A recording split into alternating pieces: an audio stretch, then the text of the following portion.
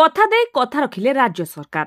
आज ओडिशार समस्त 80 वर्षर ऊर्ध्व वयस्क लोक एवं 80% नंबर रखिथिबा विकलांग मानकु सरकार 3500 टंकार भत्ता प्रदान करिसेंती। आज बस्ता ब्लॉक परिसर में बीडीओ चेयरमैन सांसद प्रतिनिधि उपस्थिति रे विधायिका सुबासिनी जेना समस्तंकु धन्यवाद जणाइबा सह पूज्य पूजा मानकु सम्मान देबाकु निवेदन करथिले।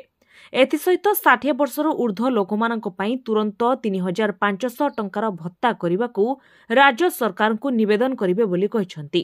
तेबे बस्ता ब्लॉक अधीन 31 टी पंचायत रे 1871 जनकु एही भत्ता प्रदान करा जायछि। आज पैसा पाइ समस्त खुशी हो। केते टका पाइले? 3500। आपण केते वर्ष रे केते वर्ष बयस होई जे? 82 वर्ष। आपण केते खुशी होछि? सरकार बहुत खुशी होछि। सरकार को कोन कहिबे? धन्यवाद। किंतु ये एक सुंदर पदक्षेप मु ब्लॉक रा पदाधिकारी मानकु वीडियो ता छडी कि आपनकर जे बे वीडियो इंचार्ज अछंती तांको ता छडी कि समस्त कर्मकर्ता को अशेष साधुवाद देबी, धन्यवाद देबी। एक सुंदर कार्यक्रम आज तार उद्घाटन हैला एवं सुंदर भाबरे मो अंचल रो मो निर्वाचन मंडली रो सर्वोपरि बस्ता ब्लॉक रो जो हिताधिकारी अछंती गुरुजन माँ मानकु बापा मानकु एठी भत्ता बंटन करा जायछि। निश्चिंत भाबरे ए कार्यक्रम को स्वागत करूछि। मु आपण मानक माध्यम रे सरकार को मध्य निवेदन करिवि, एक कथा मध्य मु विधान सभा रे मध्य उपस्थापन करिवि। 60 वर्षरु जो माने ऊर्ध्व अछंती से मानकु मध्य ए वर्धित भत्ता मिलु। ताहा सेंती हेले आम समाज रे निश्चिंत भाबरे गोटे उन्नति हबो, पूज्य पूजार मर्म रहिबो। पुणी थरे ये कार्यक्रम को साधुवाद दवा संगे संगे सही समान कथा कहबी आसंतु आमे समस्ते पूज्य पूजा को मान्यता दबा एवं सरकार मध्य ये बाबद रे विहित पदक्षेप नियंतु। धन्यवाद। हम आ गोटे कथा रहउछि अनेक लोक ऑनलाइन माध्यम बैंक रो पैसा पाउछन सन सठिक सन पाई परना तांको हाथ हाथ पंचायत रे दिया जानता।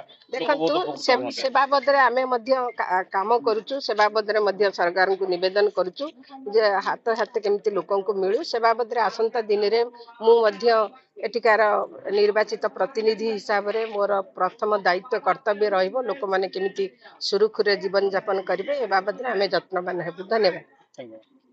ये गोटे राज्य सरकार को जुगान्तकारी पदक्षेप जो आमर भत्ता पाउथिले जो मानकर बयस 80 वर्ष अधिक एवं जो माने 80% डिजेबिलिटी दिव्यांग से मानको 3500 टका करी भत्ता हमें आज प्रदान आरंभ करिछु।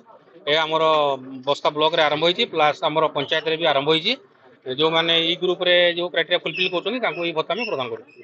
समस्या होची सर जो माने भत्ता नउछथि 80 वर्ष पर्यंत काको देखा जाउनी कि चाली पारुनी तनको नै सेति प्रति सरकार यत्नवान अछंती। आमे देखुछु जो माने आपण जेमति कहिले जो क्राइटेरिया जो माने आसी पारु नाहंती ताऊ केमिति आमे होम डिलीवरी होम रे जाई प्रदान करिवु सेति प्रति हम यत्नवान अछि एवं सेही प्रयास करिवु बोली आमे चिंता करू। प्रदीप कुमार पंडा सांसद प्रतिनिधि बस्ता ब्लॉक।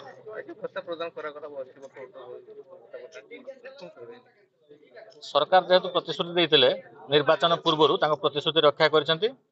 80 वर्ष जो माने ऊर्ध्व 80% जो माने विकलांग अधिका इमिति समस्त को दिया जायछि 3500 टका। जे माने 1200 पाउतले से भत्ता बढ़ी के 3500 पाउछंती।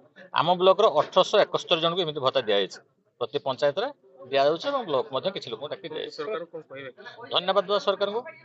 सर आउट कथा परिणत बयस रो 80 वर्ष दियाला भत्ता कि मन 60 रु ऊर्ध्व रहिले तांको पे कोन विचार करा सरकार से बाबद विचार करछंती। समस्त को केमिति भत्ता दिया जो अधिका से कथा मध्ये सरकार माने केमि दिया जो हाथ हाथ दिया जो ना घर पाकर दिया जो एबे तो अकाउंट को दिया जाउछ किछि एवं हाथ हाथ के दिया जाउछ।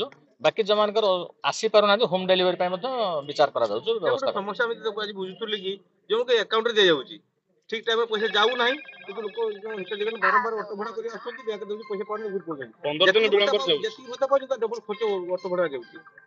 तो ये कथा तो सरकार को नॉलेज का आसी जाइतो अछि तने पर जो व्यवस्था करा जो कथा मु प्रथम थर पय 15 दिन पर जाउची हटे लेट रहउछ अकाउंट पेमेंट लेट रहउछ तो एटा ठीक 15 दिन रहउछ एटा ठीक गोटे सप्ताह लेट रहउछ। ठीक है थैंक यू।